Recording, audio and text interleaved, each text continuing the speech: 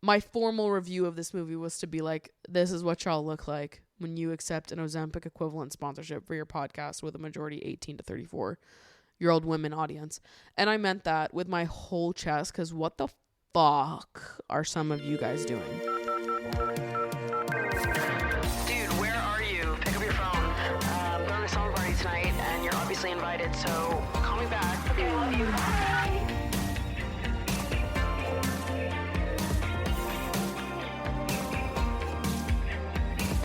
What's up, you guys, and welcome back to Emotionally Online, the weekly slumber party for spilling guts and sharing secrets, hosted by yours truly, the one and only Maddie Drosbeck, co-hosted by the gooeyest girls in all the land, my resident lover girl, Miss Mango, and my two fosters, the sweeties that are terrorizing my home, Ladle and Whisk. They're running around while I film this, so they'll probably come up and say hi, try to chew on the wires of my microphone while I gently tell them that's not what we do, and they're really not that delicious. Oh, Whisk is here. I've had the girls for like a month now, a little over a month, so they are the longest fosters that I have had so far, so we'll see how long I end up with them. It's going to be a different experience saying farewell to them and to this time of fostering because of the length of time I've spent with them. It's just going to get harder and harder to say goodbye the longer they're here. But obviously I love having them around, despite the fact that they are crazy town USA. Okay. They are cuckoo bonks bananas. And, they're reminding me of how Mango was. Obviously, when Mango was a kitten, she was crazy, and I had to slowly mold her into being the nice, well-mannered girl she is today. So I feel like 24 hours of the day, I'm like pulling them off my table, which you guys know that I let Mango walk on the table anyways. So that's like, that's not really a big deal, but they'll hop on the table and then they'll try to like knock all of my candles over and like bite them, and you know, they try to bite all of my cords, and you know, they'll hop up on my nightstand and start drinking out of my water cup, and I'm like, no, that is not yours, that is mine. We've got to learn some decorum, girls. Okay, some manners. That's not what we do. You're very cute, you're very sweet, but we've got to behave ourselves. And they're just they're a little freaking crazy. But they're gorgeous and very sweet, and I love them so much. Little Whisk over here, she's really taken a liking to me, and I really love her too. She's my blind girl, my crazy little blind girl. And Ladle has taken a liking to Mango, and Ladle follows Mango around and always wanting to be right next to her, always wanting to be cuddling with her.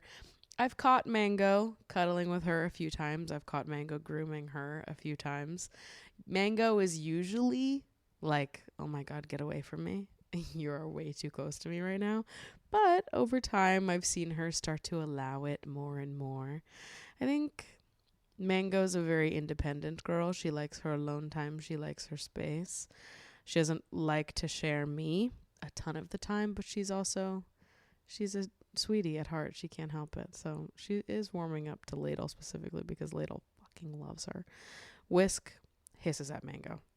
Whisk is like not really interested in Mango. Most of the time not interested in Ladle either. Just wants to hang out with me. And she's so funny because she like leads with her mouth, which I guess makes sense if she is blind. It makes sense that she would be exploring the world via her mouth, but she like will lightly bite everything. And I think it's just because she's blind and she, you know, it's a different way of exploring. But she's so funny. I've never met a cat like her before. She has hopped in the shower with me on numerous occasions. I've never heard of a cat doing this before in my life, but okay. See, that's what I was talking about. We can't bite this cords. Hey, Whiskey. It's not that delicious, mama. It's actually kind of disgusting. You can bite the blanket, though. That's fine. Yeah, she's jumped in the shower with me a few times, which is unexplainable. I've never heard of a cat doing that.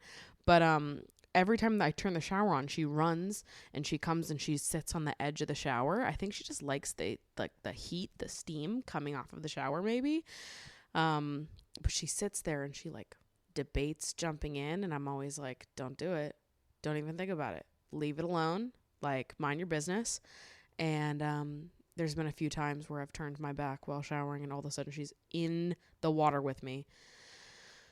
And one time, the worst time, was when she did it. She jumped in and I was like, oh my God, no, get out. And she immediately jumped out of the shower and straight into the litter box. So she was covered in litter and I'm fucking soaking wet and covered in soap. And I'm like, dear God, stay here. Don't move. Like, don't run around my apartment soaking wet and covered in your gross litter as it's sticking to your fur. And I'm like laughing my ass off while this is happening. I'm like, there's always something around here. There's always something new happening with you guys. Oh my God. But you are a very sweet girl, Whiskey.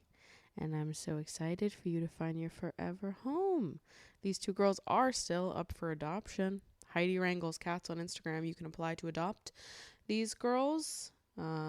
They are sweethearts, a handful, the way that all kittens are. But you guys are going to love them. Okay, no biting that. No, oh my God. I like don't realize she's like stop, please, Whisk. Please, honey. No more biting cords. No, what did you hear me just say? This is all day. This is all day. She's gonna bite my finger too. Oh my God, you're lucky I love you, you fucking rascal. Can I just say, the comment section on last week's episode is full of the most brilliant, sweetie people on the face of the planet. Like, I know that we have an incredible corner of the internet, but it's so nice to be reminded of it when we do an episode like I did last week, where it's a pretty vulnerable topic. I was pretty, bearing my soul. That episode, just crying on cam. Somebody was like, is the Emotionally on Wine podcast? I'm like, yeah, something happened. I opened up a bottle of Pinot Grigio and all was let loose. I'm like, do you guys want to know about my existential fears about the future and getting older and dying alone and having no family of my own anymore? And then everyone in the comments is like, girl, me too. And I'm like, oh, thank fuck.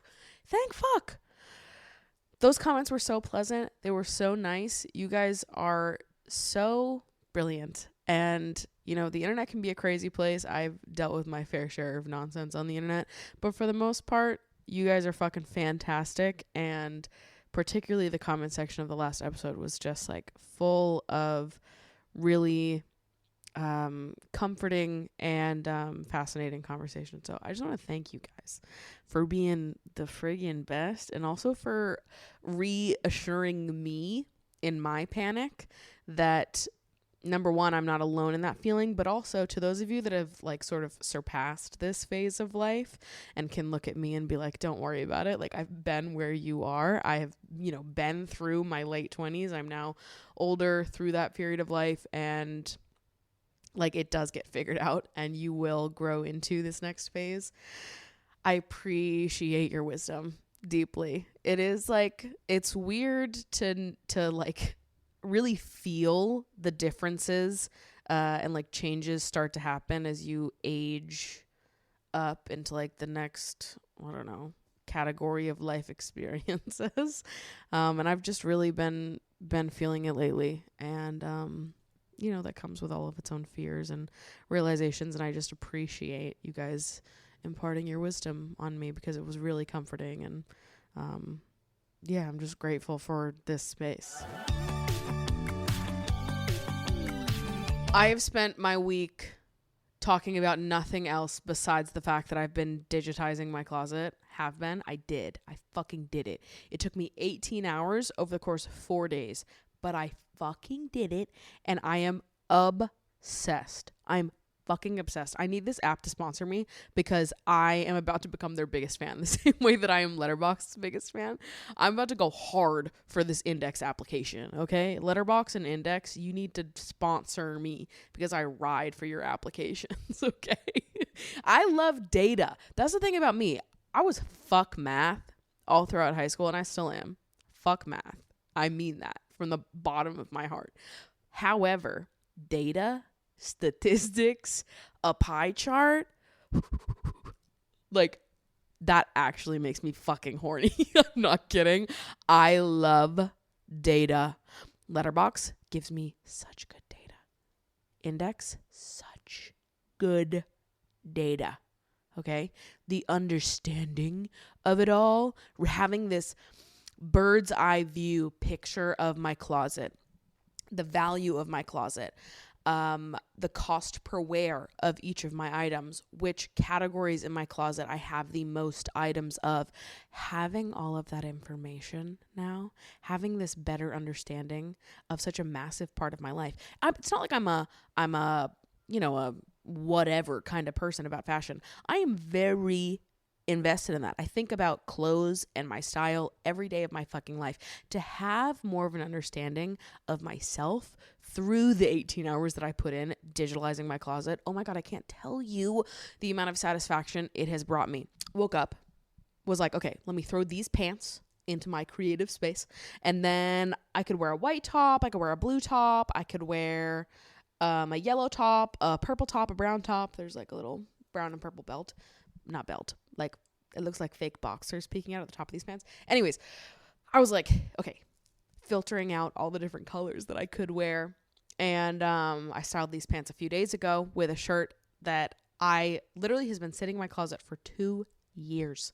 Haven't touched it in 2 years. Forgot that it was there. Remembered that I owned it because of this app when I was searching for options. Went to style these pants again. Picked this shirt out this morning. It is so fun, and it's all logged on a calendar so I can see what I chose to wear every day of the year. And there's a picture of me in the outfit attached to the calendar too, so that I can always reference it. Like, I just feel like my personal style just got such a major upgrade. My understanding of my own personal style just got fucking shot to the next level.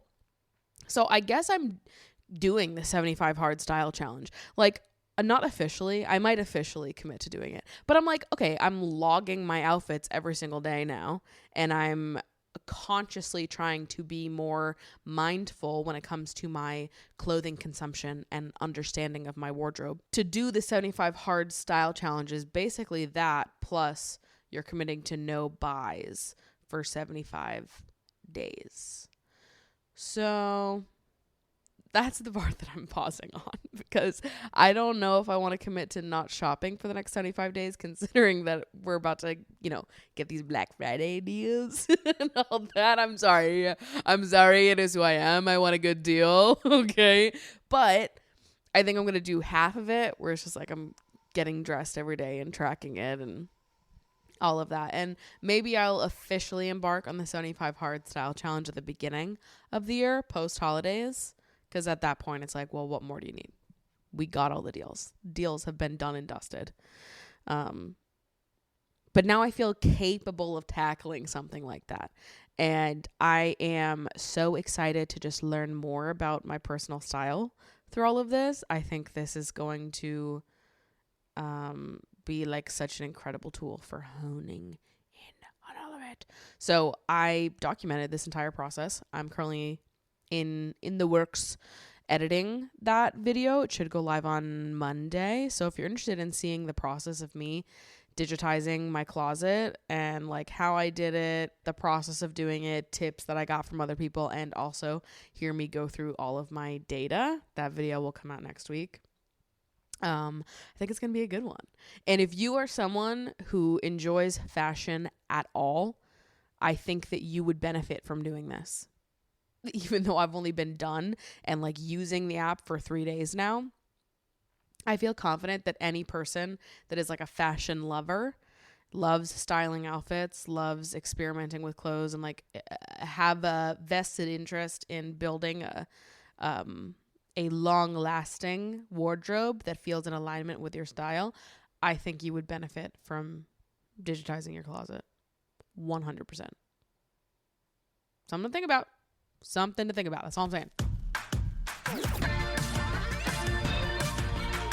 September was a much better month for new releases as far as movies went, which thank God, because August was so bad, which I feel like I can talk about Strange Darling now because it's been released for over a month at this point. If you don't want spoilers, you can skip through this section, I guess.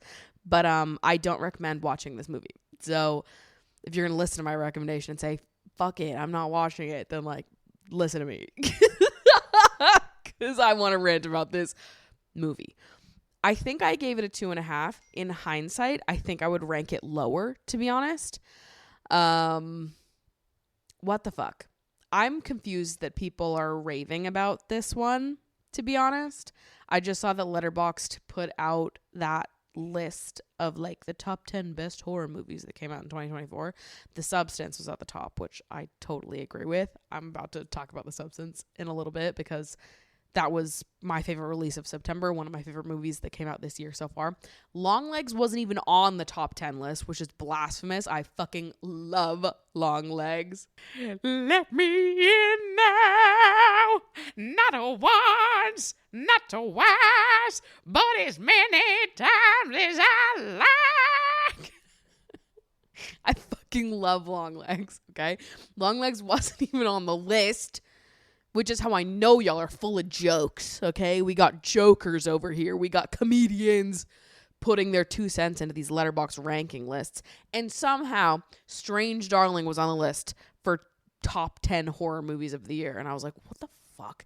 So then I started going back on Letterboxd and I was scrolling through people's reviews of Strange Darling because I was like, can we have a chat about this movie? Can we talk about it? Because at first I was like, I went to go see it, and I didn't see a lot of people talking about it when I went to go see it, so I'm like, it's not even worth me writing a big, like, review of this movie, because I didn't think it was that, like, talked about. I didn't think a lot of people were watching this movie. And so I think my review of it was just to say, written by a man? Yes, I can tell. Because that's what it boils down to, right? I know, as a woman watching this movie, I know a man wrote this movie because a woman would never write a movie like this. And I mean that in the most derogatory way. Okay? Deeply, you can tell that this movie was written by a man. Full offense intended with that one. So I didn't really go into my review of the movie deeper than that because I didn't think that anybody liked this movie. Oh my God, boy, was I wrong. Because why the fuck is it on top 10 list? So then I start going through people's reviews on Letterboxd. And I'm reading what people have to say. And then I'm reading the comments and seeing people get into fights back and forth in the comments. There were some people in the reviews for this movie suggesting that it seems to be a little misogynistic and perhaps written from like an anti-Me Too perspective. I think that is a completely fair criticism of this movie. In fact, I felt similarly when watching it. The movie has a non-linear structure to it. And for a lot of the movie, you think that the man, there's a man and a woman, the two leads. For a lot of the movie, you think that the man is a serial killer and he's chasing his victim. You find out later on in the movie, because it's all going back and forth, it's jumbled together, that the roles are actually reversed and that she is the serial killer and she tried to kill him, but he's a cop. And so he tries to chase her down and basically kill her instead or hold her accountable. Whatever. So for a lot of the movie, I actually really liked it. For the first like 2/3 of the movie, I liked it. I liked the nonlinear storytelling. The actor that plays the guy, I've seen him in quite a few things recently. He was in Dinner in America. I liked him in that. I thought that he was good in this. Like, and I saw him in something else too. I don't know who that is, but I've seen him in a lot recently and I do like him. I thought he did good. I thought it was an interesting story. And then in the third act of the movie, it does something unexplainable.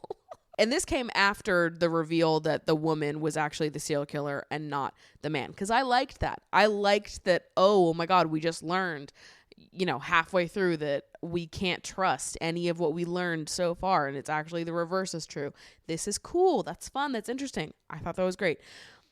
There is one scene where things take a sharp left turn to me in the third act, which I will tell you about in a second. But there were a lot of people in the reviews of this movie calling that out and being like, whoa, okay. This movie left a sour taste in my mouth. There were some people that were like, I can't pinpoint exactly why. I just don't feel good about this. And that's how I felt immediately leaving the theater, where I was like, I feel like I was just bamboozled a little bit because I liked the movie up until the end. And then I was like, wait, what the fuck? What was sorry, excuse me. What did you want the takeaway to be? What was the lesson we were supposed to learn here? Say it to me slowly. I need to check something really quick.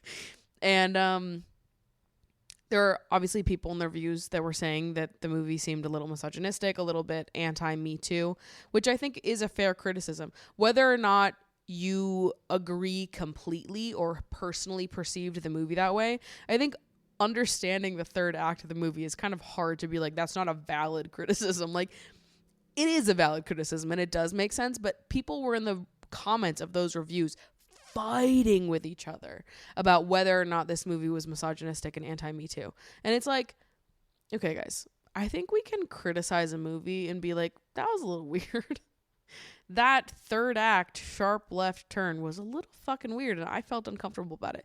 You can voice that and somebody else can say, oh, I liked this movie. And I understand why you have that criticism, but personally, it didn't hit me in that way. That's not how I perceived it. I personally liked this movie, whatever. Both things can exist at the same time without people like fighting and going back and forth. Like, it's an objectively a fair criticism once you know what happens. So let me tell you, hopefully you guys weren't like dying to see this movie. And if you are, don't listen to what I'm about to say. So to catch you up to speed with what happened up until this point, basically, she's the serial killer. He is a cop. She tries to kill him and it is unsuccessful. So then he is trying to kill her or catch her, I guess. And so we see this whole like cat and mouse type chase, yada, yada. They have a confrontation. They come face to face at this house in like the middle of nowhere on a large plot of land. When this happens, the cop calls his cop buddies and is like, you guys got to get here. I got someone, some stuff's happening, crazy things. Exactly like that. And so then as he's waiting for his cop buddies to arrive, she like outsmarts him and kills him. So he's dead. Also, fair warning that what I'm about to tell you, what happens next in this movie, is incredibly triggering to victims of SA. So maybe skip this. I'm giving you so many warnings. So the cops show up and she's handcuffed to this freezer and there's a dead guy right in front of her. So when she hears the cops arrive, the backup arrive, and there's one woman and one man cop that show up, she pulls her pants down around her knees and starts crying to make it look like she had been assaulted and that this was like an act of self-defense that she killed him, rather than it being that she was a serial killer, which she was. All right. Not loving this choice, but like, let's see how it plays out. And how they decided to play that out was that when the cops come in, the woman cop immediately runs to the aid of the serial killer, who is faking the fact that she was assaulted, and is like, oh my God, let's get her helped. Let's uncuff her. Oh my God, honey, are you okay? Like, is so empathetic towards her. And the man cop is like, what are you doing? We have to follow protocol. Like, we don't know what the situation is. And the woman cop is like, oh, shut up. Don't you see? Like, she's a victim. And they have this little back and forth that happens. And to make a long story short, the man cop ends up dead because of the woman cop's empathy towards the serial killer. They they treat her like she is a victim. They get her in the back of the cop car. She pulls out a gun and is basically like, says to the woman cop that she can get out and run because she was kind to her. But the man cop, he was going to die. So I was like, okay, let me think about this for a second. So at the end of this movie, someone dies, and the reason why they die is because a woman was too immediately empathetic to another woman, to seeing another woman who looked like she had been assaulted, because a woman immediately assumed that this woman was telling the truth. A man ended up dead. I was like, not loving the optics on this one. I'm really not loving what I'm hearing the takeaway of this is. I'm like, okay, so the takeaway here, I'm supposed to leave this movie. It is over. Movie just ended. And the takeaway here is that women lie, and other women who immediately believe the stories of other women simply because they're women are dangerous and can pose life-threatening suffering to men.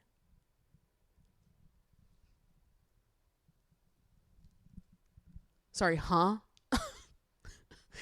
So yeah, I left that movie theater and was like, well, that was a little fucking weird. Wasn't it? Because the whole first 2/3 of the movie, I was like, okay, I'm liking this. It's fun. It's a fun little chase horror movie. I'm scared. I'm in it. And then it takes that turn at the end. And I'm like, okay, is this really the storyline we want to take? Is this really the movie we want to make now? When we have a rapist running for president? Like, is this really the story that we find the most compelling and inspiring right now? To be like, well, some women lie, and if you believe them, a man's gonna end up dead. Like, sorry.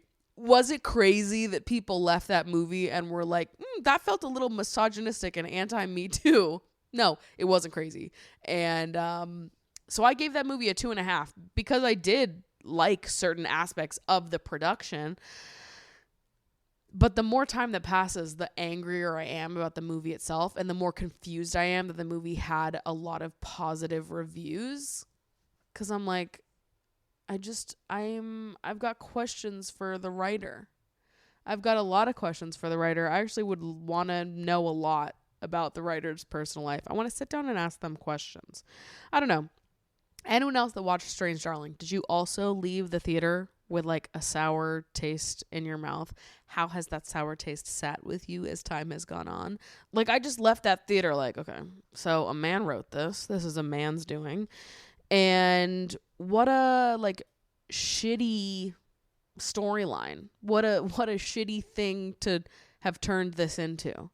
Even if they were going to go with like the faking the assault turn, to have it end in the way that it did, where it's like they made the cop overly empathetic, which that itself is like fucking but they make the woman cop overly empathetic to the point where she can't do her job correctly, and then it results in a man dying. And look, why did we have to do that? You know, I just thought it was weird.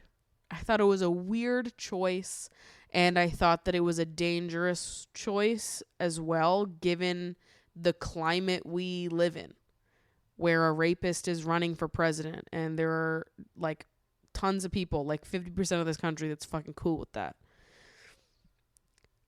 Sorry that I'm not that interested in a movie where a woman's empathy gets a man killed. Not interested in that. I like, can we just have like fun serial killer movies? I know that probably sounds counterintuitive, but I'm a horror lover. Okay, I love horror movies. I love the chase of it all. I loved the reveal that she was actually the serial killer and it wasn't him. But then when you include the cops and you have that whole thing play out, it left a totally different taste in my mouth by the end. Anyways, Crazy, that came out in August. Not a fan. Would probably rank it lower in hindsight. September was a much better month for new releases. I saw The Substance, which I fucking loved. It's my number 3 movie of the year. Challenger is still number 1 for me. Then Dee Dee. Then The Substance. Which, if you look at my top 4 of the year, Challengers, Dee Dee, The Substance, and Ghostlight, I feel like they hit on like all of my major interests. Or not like my major interests, but like major like pillars of my identity. Challengers, bisexual, hot, horny bisexual. Check. Dee Dee, internet kid. Cringe, corny, internet YouTube kid. Check. The Substance. The whole thing is like a conversation on body image, body alterations, Ozempic and the like, a criticism of it. Hugely one of my favorite things to do. Dunk on that shit. 4, Ghostlight, which is a movie about the healing power of theater and family. Oh, these 4 movies. Honestly, it makes sense to me that these are my 4 favorite movies of the year because I'm like, okay, well, you just listed out some major parts of my identity. So loving that. The Substance needed to be added in there. Okay. If you haven't seen The Substance, if you haven't heard of it, I'm not going to spoil anything for you, but what I will say is you need to go fucking watch it. It's a body horror, so it is very gross. It's not scary. It is disgusting, though. So if you're squirmish, maybe not the movie for you, but it's not scary. But it's a horror movie about body image, the lengths we go in pursuit of beauty, the pressures put on women, especially as we age. My formal review of this movie was to be like, this is what y'all look like when you accept an Ozempic equivalent sponsorship for your podcast with a majority 18 to 34-year-old women audience. And I meant that with my whole chest, because what the fuck are some of you guys doing? Deeply, honestly, and truly, I want to know what it's like to have no thoughts inside your brain, because that is what I can only assume those of y'all that do that are doing. I assume there's nothing going on up there, because if there was, that would be an insane decision to make. I feel like it is so reckless to know you have an audience comprised of mostly 18 to 34-year-old women and to accept an Ozempic equivalent sponsorship. I've seen it multiple times now at this point. I've seen it through the company Hers, I think it's called. They have Hers and then they have Hims, and I think they're like a online doctor telemedicine company, and you can get different prescriptions through them. I know they do acne medications and like hair loss for men, things like that. And I've seen a few different podcasts accept sponsorships for them, specifically talking about their like Ozempic equivalent that they're now pushing on people. That is crazy, by the way. Hey, just so you know, that's fucking crazy. What the fuck? Ooh, it makes me so mad. Ooh, it makes my blood boil. It gets me thinking. It gets me sitting and scratching my head. I'm like, okay, so you're aware. You can see the demographics in your analytics account. You know that you have a demographic mostly of young women. And you're going to get on your podcast and promote a drug that is gaining in popularity, that hasn't been around long enough for us to know the side effects of yet, though they have said that it is showing early signs of decreasing bone density. So y'all have fun with that. You're going to get on your podcast and promote this weight loss drug that we don't know shit about yet, because it's trendy and it's what's hot right now. And you know, the reason why this brand is reaching out to you to sell this is because they know that you have a vulnerable audience, that they know your audience is within the demographic they're trying to sell to. And you're selling your audience out. You are accepting money from a company that wants to prey off of your audience's insecurities. Oh, it makes me mad. Oh, it makes me so mad. And so as I was watching The Substance, I was like, this is literally what y'all fucking look like, promoting Ozempic equivalents on your fucking podcast. Goofy as fuck. I cannot. Promoting shit like that, accepting money to promote shit like that is so fucking dirty to me. So I won't say anything more.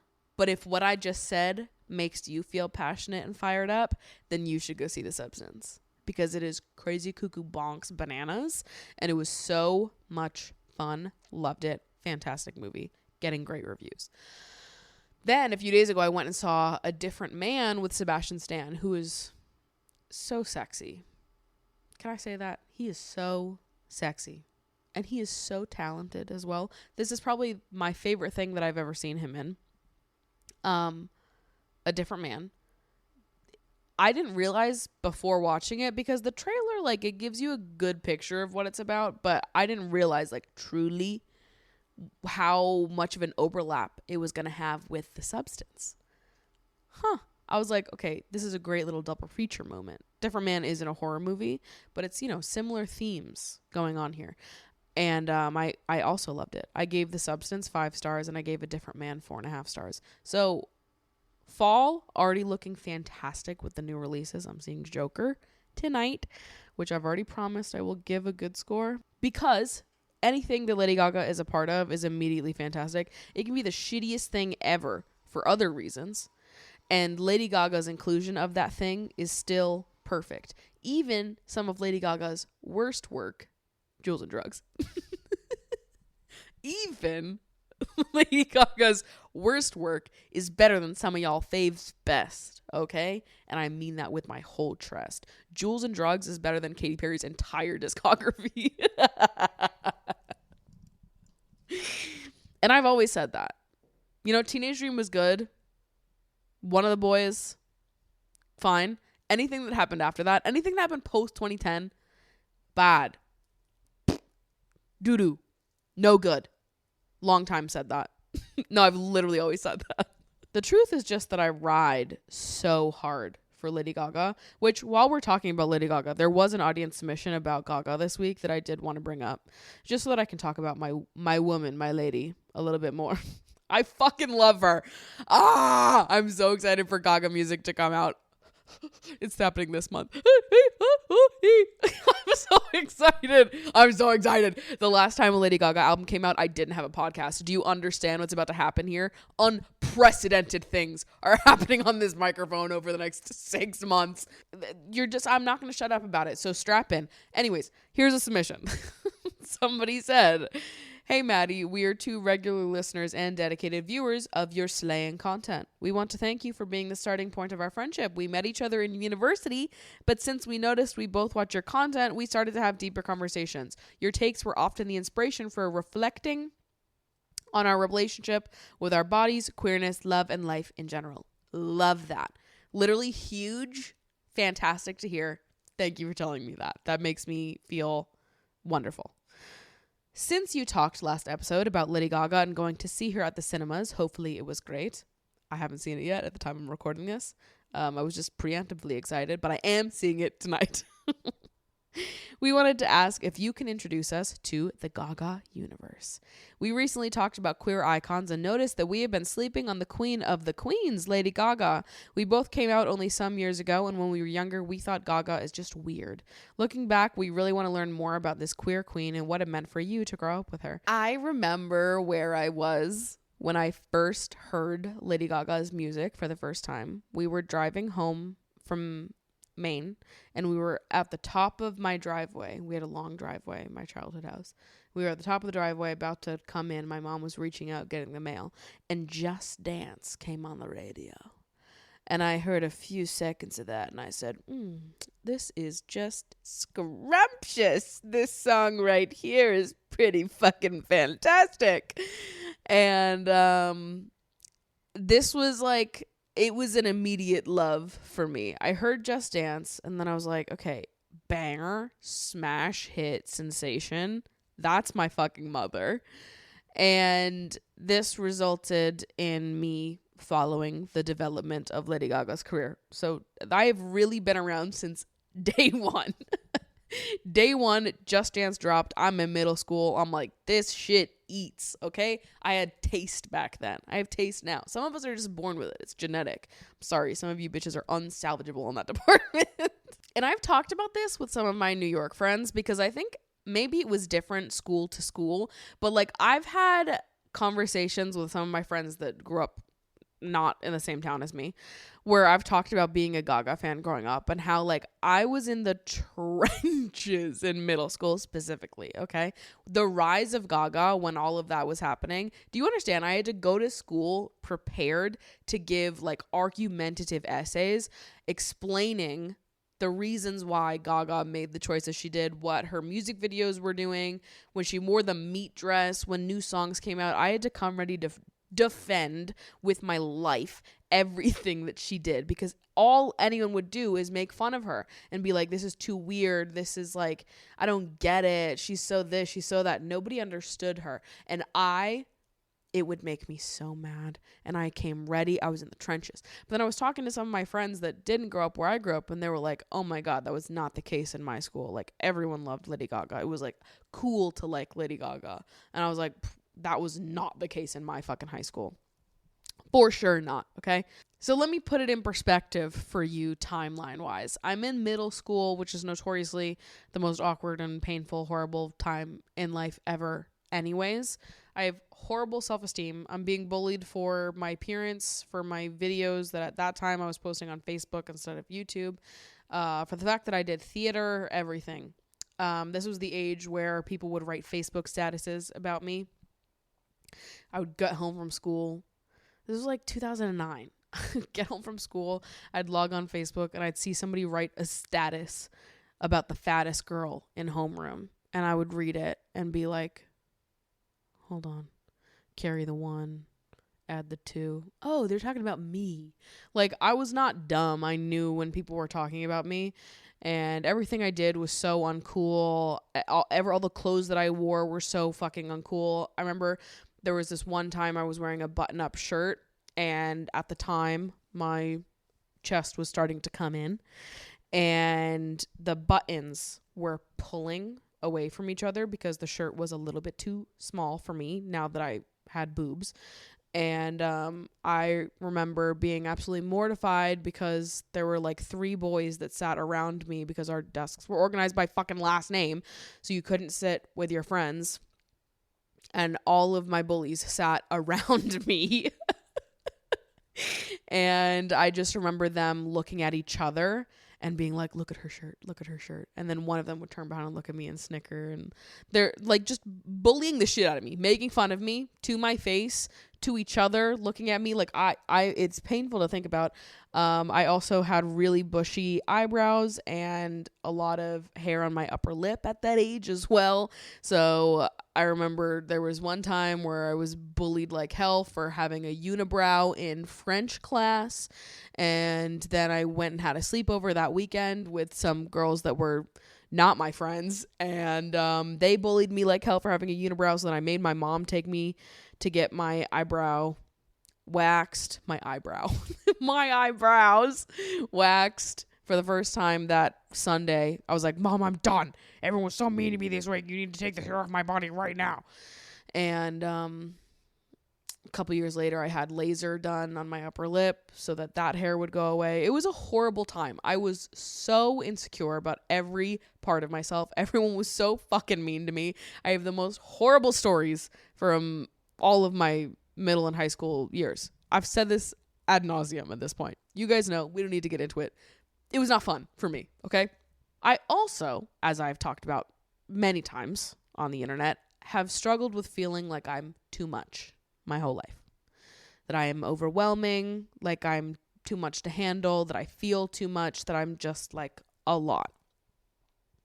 So it's not shocking to me that I was drawn towards someone like Lady Gaga, who is so passionate, is so self-certain, was so unapologetically herself and committed to all the things that she believed in.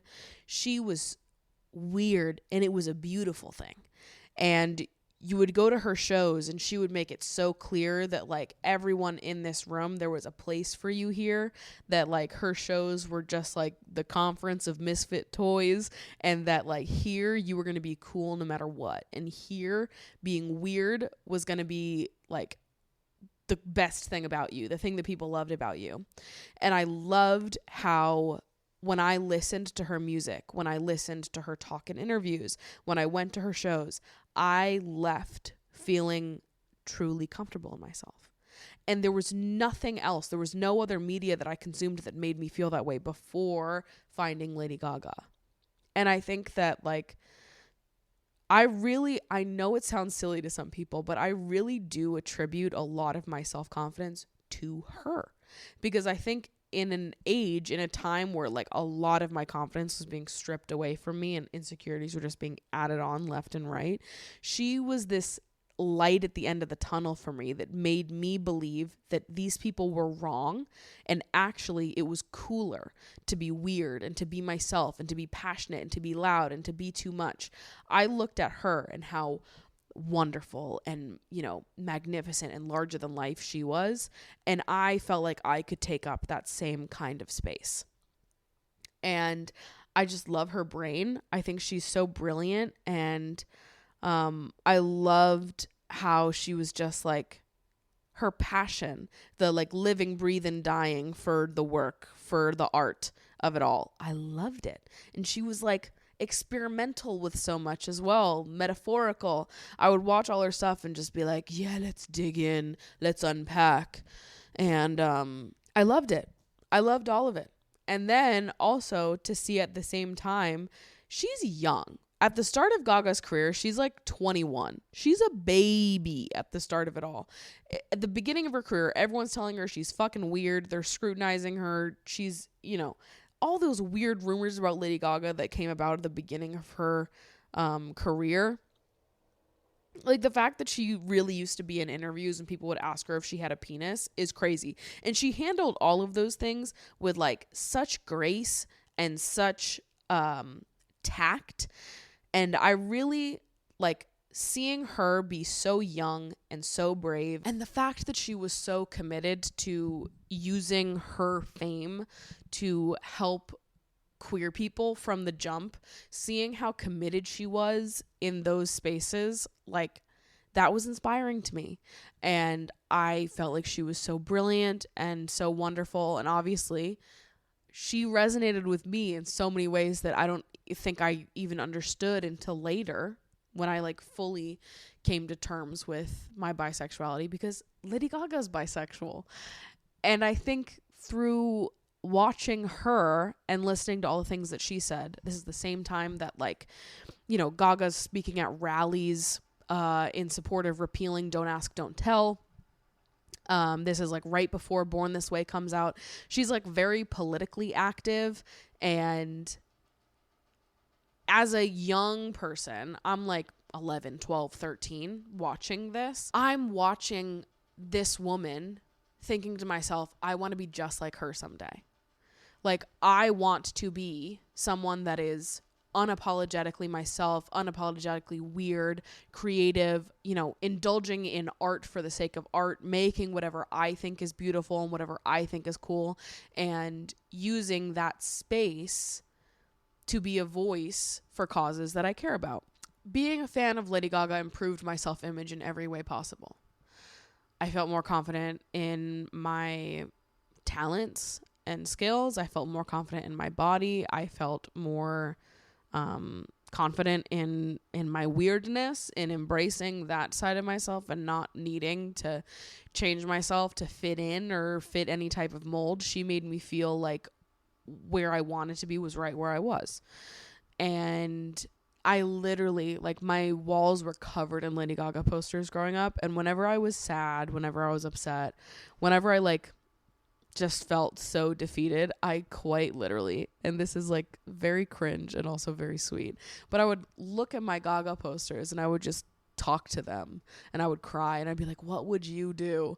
Because I so trusted her perspective and felt very connected to her and her music and her message and just all of it. She was like an older sister figure to me in some way. There was no, I'm the oldest sibling. I don't have any like cousins or family friends that I was super close with that were like close enough to me in age that could be like a figure for me to look up to. Like, there were no like cool young women for me to look to and be like, what do I do? How do I get through this? Like I felt like who I had was Lady Gaga. The person that I looked to for support and guidance and confidence was her. And truly every record of hers has changed me, altered me deeply in some way. Born This Way coming out was like, I mean, revolutionary. I remember when Born This Way came out, releases were so different back then. Like now everything comes out at like midnight, Thursday into Friday, midnight, whatever. But back then it would like, the radios had a much larger role in all of this. It wasn't like the streaming services were defining everything. So I remember being up at like 4 a.m. or 5 a.m. in February when Born This Way dropped, because it dropped on her website before they played it on the radio. Somebody check me on this, because I don't remember the details specifically. So if any of you were also there when this happened, let me know how it went. But I remember it dropping on her website or something like early that morning before school, before it played on the radio. And it was playing on the radio as people were getting to school. And so I had heard it because I listened to it on my computer before I went to school that day. And then everybody heard it in the cars. And I remember getting into school that day and getting into a fight with someone who they started going on like some anti-gay rant about Lady Gaga to me, because obviously I was a very vocal fan of Lady Gaga, always wearing my merch, Little Monster for Life. Like I was in it. And so somebody had started a fight with me. I'll never forget him. He was a fucking freak. He used to walk around with a chicken sandwich in the pocket of his hoodie at all times. Don't think I forget about you. I don't. But he started going on this like anti-gay homophobic rant to me about Lady Gaga. And I remember getting into a fight with him about it. I remember fighting with this other guy about it. It was always men. I don't have any memories of fighting with women. And I remember at the end of that day, I was so upset. And I was like, none of these fucking idiots get it. I've just spent all day fighting with these homophobes. None of you get it. And I don't like you guys. And I want to go home and be on my computer and hang out with my internet friends because those people understand me. But yeah, I've really been a Gaga fan since day one. And her, I mean, everything about her, I think just resonated with me as a tween coming into myself. She was like the image of what I wanted to be. She was an inspiration to me in so many ways and still is. And all of her records have just meant so much to me. And I also just think that she is incredibly underrated, which I know is crazy to say about someone like Lady Gaga, who is like one of the biggest pop stars ever. I understand. To me, she's underrated. To me, she deserves more flowers than she has been given. I think that she is the most talented person alive. She is a beautiful singer. Her voice is fucking phenomenal. But she's also so much more than that. Like, she's a talented creative. If you go to her shows, please, if you do yourself a favor, once in your life, get tickets to a Lady Gaga show. Let yourself experience it. Because I just think the type of performer that she is, the type of entertainer that she is so once in a generation. And I think that she is just like, it is profound to me, the level of talent that is packed into that tiny woman. And she's a wonderful actress. American Horror Story Hotel, which I famously have her character tattooed on my arm because I loved Gaga as the Countess. I loved her in A Star Is Born. I thought she was fantastic in that movie as well. I even liked her in House of Gucci. House of Gucci was a bad movie. Not because of Lady Gaga, though. That's because Lady Gaga carries, you guys. Like, you can't watch a movie with like one of the biggest talents in this generation and not give it a good score. I'm sorry. I don't care. If I go and see Joker tonight and it is Cheeks Amundo, it's still getting a good score because Lady Gaga is in it. And I understand respect. Okay? I respect my mother. So I will be supporting Lady Gaga's rights and wrongs. And I've always said that. And then art pop. Dude, I had to fight so hard for art pop. And I love that art pop is like within the Little Monster community widely celebrated as like the like fan favorite. Like the super fans, the Little Monsters through and through love art pop. Born This Way in art pop. But art pop for me is like, that's that fucking album. And yes, Jewels and Drugs is on that album. But that's how you know how powerful it is. The fact that my least favorite Lady Gaga song is on my favorite Gaga album, an album that I say is perfect, no skips. That means something. That means something, you guys. Perfect album. No skips. Come on. Y'all ever heard Sex Dreams? Shut the fuck up. Manicure, Swine. Oh my God. It's just like the people don't even know what they're missing. The fact that it's like I can say those songs, I can rattle off those names, and there are some people listening to this right now that's like, I've never even heard of that. Literally, that is blasphemous to me. Go listen to Sex Dreams and tell me you're not in a better mood afterwards. There's just like so much Gaga that I feel that people don't appreciate enough. I feel like when I have conversations about Gaga with people, I know what the general public understands about her. And I feel like the general public's understanding of Gaga is significantly beneath the par that I believe it should be. I think that everybody should be a little bit more invested because there's so much more about her and her music and her discography to love that I just feel like the general public has not tapped into. And you know what? I will say it was such a relief to me when the like conversation around Gaga switched from people like having to fight to be like, no, she's the fucking best and you guys are idiots, to people just like accepting that like, okay, this is a ridiculously talented woman. I feel like the shift happened when she did that Sound of Music cover at what award show was this? Some award show several years ago. She did a Sound of Music tribute. Yeah, Lady Gaga Sound of Music medley live at the Oscars. What year was this? 2015? Yeah, so that was when I graduated high school. That makes sense to me. This is when I feel like the change started happening. It was around the time that she just put out Cheek to Cheek with Tony, put out that album. She did the Sound of Music medley at the Oscars. And that was the first time that people were like, hold on, bitch has got pipes. Like, she can sing. And it was like, yeah, I've been told you fucking losers. I've literally been saying that. I've literally said that the whole time. I've literally been here since 2008 being like, that woman is the most talented woman that has ever lived. And you guys have been like, I don't know about that. I can't. She's just like the most beautiful and brilliant person ever. And I love her so much. And I just owe her so much in this lifetime. I actually can't even begin to verbalize it. And everyone should really just be getting so excited for this album when it comes out soon. Well, the single's coming out October.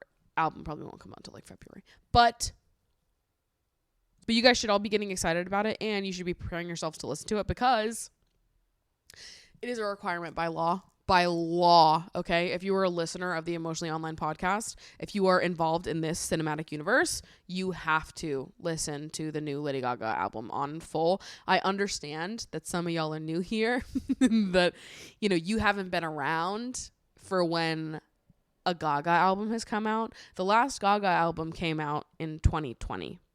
And my channel didn't start to pick up traction until 2021, and I didn't start my podcast until 2022. So y'all haven't been here. You haven't known me during a Gaga release era. So you're about to get to know me during a Gaga release era, okay? Because I'm running promotions, okay?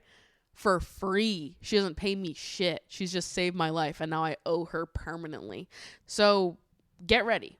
Get ready to listen to the new Gaga when it comes out. When that single comes out, I swear to fuck, you are not going to hear the end of it. You thought that I wouldn't shut up about Von Dutch. You just fucking wait until Gaga starts releasing new music. Oh my God. Hi, Maddie. I've been thinking so much recently about if I want to ever have kids because I think it's an important marker to be in agreement with my partner. I feel like so many of the pro reasons for why I'd want to have kids aren't pros for my life, though. They're surrounding either what society has deemed obligatory in some way from me or from familial pressures. However, I haven't had a strong no desire to kids either.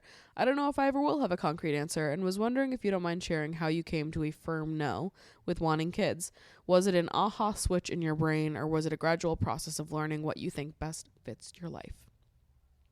Well, to be clear, I actually wouldn't describe myself as being a firm no with kids. I see myself as being a 85% no, probably no, but I'm open-minded about that changing. To me, it's always been like, I don't know if I can personally see it, but that's like when I am envisioning the future I think I'm going to end up having. But like so many things can happen in this lifetime, right? And if I end up in a long-term relationship with someone who really wants kids and they happen to be someone that I could see myself raising children with, and we have a lifestyle that seems like it could make sense, I'm not writing it off completely. Because to be honest with you, I think I'd be a great mom and I think I'd enjoy raising kids. It's not something I think about and think, oh my God, that would be the most terrible thing ever. Absolutely not. I think that I would be a great mom and I think I would enjoy raising kids, specifically daughters, because I love kids. I'm excited to be an aunt to my siblings' kids, to my friends' kids. I worked at a dance studio growing up. I taught all ages. And I did the camp counselor stuff. I have always loved being, I don't know, a mentor of sorts, an older sister. There it is. I've loved being an older sister, being an older sister figure to people that weren't my siblings, being able to be like a resource to people younger than me. So I love kids. I have nothing against kids, and I think that if life shook out that way, I would be content being a mother as well. I don't picture that for myself, though. Like when I think about what I think will happen in my life, what I want to happen in my life, it's not children. That's not to say that if someday, if it all shakes out differently than how I'm predicting that it will, that I wouldn't excitedly go towards the direction of having children. I don't know. That's how it's going to be for me. I think to me, I've never been the type of person that's been like, I need to have kids. Like, I want to be a mom. For me, it was more like, well, if I end up in that relationship with somebody where it makes sense and we want to make that choice together, then yeah, sure, fine. But kids wasn't the prerequisite to me. To me, the thing that matters is the partner. It's the person. I want to find someone that I am in love with, that I want to spend the rest of my life with. And if that person wants kids, then we can talk about it. But if they don't want kids, then that's cool with me. It's sort of, it just is not, it's not something that I really ever thought about. Like, I think I remember talking about this with my family in high school because, when you're younger, when you're a teenager and people are like making Pinterest boards for their future weddings, or they're talking about what they want to name their kids, people like dream about that. You dream about this like next stage of life where you're married and you have children and you have a house and whatever. And whenever people would talk about that, I always felt like I had no idea what they were talking about. I was like, yeah, I get what you're saying. But I don't envision those things. I don't dream about them. I mean, like, I didn't even dream about getting married at that point. Like, I've never been the type of person that was like making wedding Pinterest boards when I was a teenager and like dreaming about it in that way. Because it's just like a wedding. I do want to get married. I do want to have a wedding. It's just not something I've dreamt about my whole life. I've dreamt of like having a supportive, loving partner, of like being able to lay in bed and look into someone's eyes and have like deep, meaningful conversations, to like share dinner with someone, to do chores with someone. I've dreamt of that. To do stupid, mundane shit, to sit in silence while we both read or play video games or whatever. Like, that's the stuff that I've thought about. I've never dreamt of like marriage and children though, even though I do want to get married. Do you know what I'm saying? Like, I just is not things that I've thought about. I feel like and this is going to be an annoying sentence that leaves my mouth because I know that you can dream about all of these things all at once. I'm just talking about what I have thought about in my brain.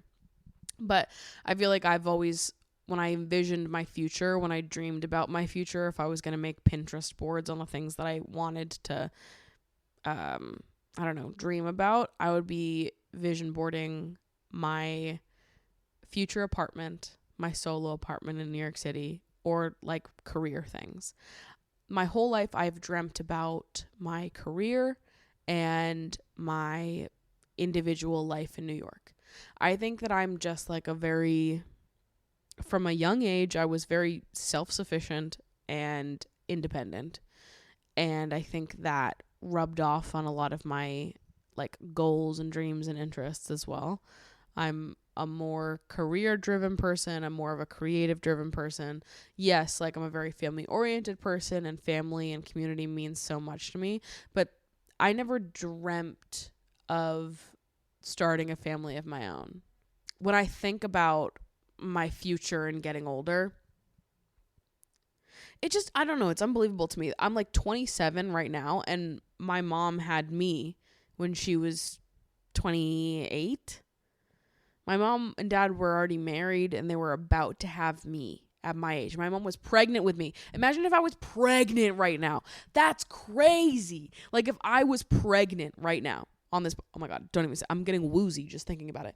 If I was pregnant right now, like that's my mom. My mom was pregnant right now. On mic, on Emotionally Online, imagine in another universe, in another timeline, I am my mother. My mother is me. My mother is the host of Emotionally Online, the podcast, and she is pregnant with me. That's crazy. Imagine. No, that scares me. I'm a baby, actually. I just got here. I don't know what the fuck is going on. I do not feel even a little bit equipped to mother a child right now at age 27. And in a lot of ways, I feel like I'm actually more secure than my parents were at this age. I probably was. This is interesting. I have to have a conversation with them about this. Like, I wonder, when my mom had me, did she also feel like, oh my God, I'm a fucking child, I'm an infant? Or did she feel like totally secure and ready to have a child at this age? It just feels crazy to me. I understand it's like a generational thing, and that, you know, my grandparents got married and had kids even younger, and now it's just getting older and older that people are, you know, doing that. But it's just unbelievable to me because I genuinely cannot fathom it. And when I think about, like, if someone was going to be like, okay, you're going to have a kid in 5 years, that in my head, like if someone was like, okay, you've got 5 years and then you've got to have a kid, that fills my body with like dread. I'm like, oh my God, I only have 5 years and then I have to have a kid. Oh my God. Like the idea of someone being like, yeah, in 5 years, I think I'll have a kid. Like when I hear people plan like that, be like, yeah, I think me and my partner, we got to get married in the next 2 and then have a kid in the next 5. I'm like, what? That makes me panic. I'm like, I don't like putting timelines on things. I just want to like fall in love, and when it happens, it happens. And when I get married, I get married, and I don't want to think about having to do that on a stricter timeline in order to be able to have children. I just don't want to do it. And I'll be honest with you, I'm not trying to shade people that do want to have children, but I just feel like a lot of times people end up in shitty relationships because you feel pressed for time and you feel like you want to be in a relationship with someone that you can see yourself having kids with by the time you reach like 30 at the latest. And if you're not, then like you're fucked and you're not going to be able to have kids. And if you really want kids and that's going to be your number one priority, then like the kids come first and the partner comes second. So at some point, if you really want kids, you're just going to accept what you have. And maybe you convince yourself that you actually are happy with this person. But I don't know that I buy it, to be honest. And I think that a lot of people, if they didn't want kids, they might not stay with those people. And there are probably plenty of people out there in the world that if they decided not to have kids, they would end up with a partner that is better suited to them, but instead they decided to have children and have stayed in a relationship that I feel so about simply because they didn't want to miss out on their window to have kids. Now, I think that's a fine choice to make if that's the choice you're making. If you care more about being a parent than being in like the perfect relationship, then that's fine. And some people get both. You know, some people get lucky and they do find like your perfect person and you start a family with that person. Obviously, divorce exists. But I'm just saying that I feel like it's a lot of that stresses me out. The idea of like, if I felt a pressure to have children on top of everything else right now, if I felt a panic inside my brain to be like, I need to find a partner that I want to do the rest of my life with in the next 3 years so that I can have a kid by 32. That sounds miserable to me. It sounds so deeply miserable. I don't want to do all that. I don't want to have like time limits or I don't know, like things I have to do before a certain date. It just seems terrible. It seems awful, to be honest with you. Like, I don't want to squander the preciousness of my own life in pursuit of creating a new one. You know? Like, when I see people that have been in, like, super long relationships and they want kids, you can tell that some of those people probably should break up, but they feel like they've poured so many years into that relationship that at that point they're scared to break up, because if they did, they'd have to start all over and find someone new. And they've seen how dating has gone for other people in their friend group, and they're like, oh my God, dating's brutal out there. It's hard. Like, what if we break up and then I can't find someone else so easily, and then I'm too old to have children, then it's just like all over. People feel like they just have to commit to this person. I would hate to feel that pressure. I don't want to feel that. On top of that, I would fear if I made the wrong choice and I made the wrong call because I felt that pressure, because that often happens when you're under pressure and you have to make a decision. You often do make the wrong one. If I made the wrong choice about who I wanted to be with, had children with this person, and then had to spend the rest of my life co-parenting with someone that I don't actually fucking like, I think I would feel like I just ruined my own life.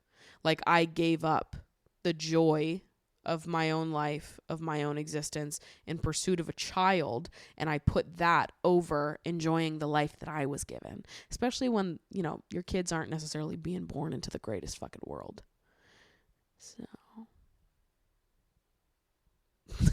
I think that's how I end up being like, you know what, I don't think kids are going to be in the cards for me.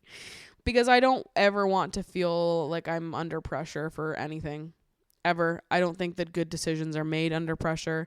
If I tomorrow met someone I wanted to spend the rest of my life with and I fell in love with them and it just so happened that we wanted to have kids and 5 years from now I had a kid, cool. Maybe. I don't even know if I'd want to do that. Like, I say it out loud. I'm like, maybe, who knows? Like, I don't want to say hard no, but I think I'd be happier just being me and the partner and traveling and doing creative things and, I don't know, having sex in the middle of the day and being as loud as I want always, and never having to worry about there being a child in the other room, and being an example all the time. Hey, Whisk, let's not do that. I can influence the youth without them being from me, you know? I feel like I can get the fulfillment of being a parent from being an aunt without having to fuck up my own life. I don't know. I just think that I would rather be selfish and like think about myself. And is it even selfish? I actually would argue that it is selfless to choose not to bring a child into the world if you're not 100% certain. I remain open-minded about it because I'm happy to be proven wrong, and also like you never know how life shakes out, but if I had to predict, that is how I would predict it.